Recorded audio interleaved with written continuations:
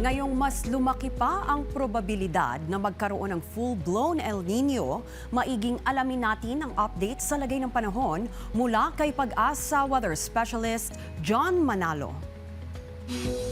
Magandang hapon, Mag-Trixie, at ganun din sa ating mga taga-subaybay dito sa ating programa. Update po sa ating magiging lagay ng panahon. Yung southwest monsoon Orabagat ay patuloy pa rin na nakaka-apekto sa western section ng Northern Luzon. Dito po yan sa Ilocos Region, Batanes at Babuyan Islands. Ibig sabihin, yung mga binanggit natin na lugar ay patuloy na makakaranas ng maulap na kalangitan. Kaya yung tsansa ng mga pagulan ay nananatiling posible sa mga lugar na binanggit natin. Dito naman sa Metro Manila at sa natitirang bahagi ng ating bansa ay mababa na yung tsansa ng mga pagulan na ito. Clear sky condition o kaya naman ay yung mga tinatawag natin na localized thunderstorms o yung mga panandaliang mga pagulan for specific areas lamang.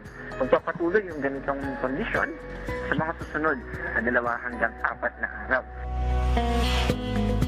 Wala naman tayong minomonitor na anumang bagyo o low pressure area sa loob ng Philippine Area of Responsibility. Pero base sa ating PCTEC potential, sa susunod na linggo, after po ng, or to be specific, June 15 hanggang June 51, may nakikita tayo na mababang potential lamang na may mabuong low pressure area o bagyo sa eastern part ng Mindanao. Pero again, mababa lang po yung posibilidad na ito base sa ating PCTEC potential.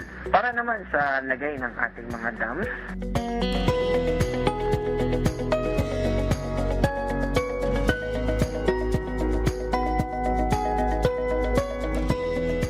ito po si John Manalo. Mag-ingat po tayo. Maraming salamat, Pag-asa Weather Specialist John Manalo. At yan ang update sa mga oras na ito. Muli sa pabago-bagong panahon, maging listo dahil ligtas ang may info.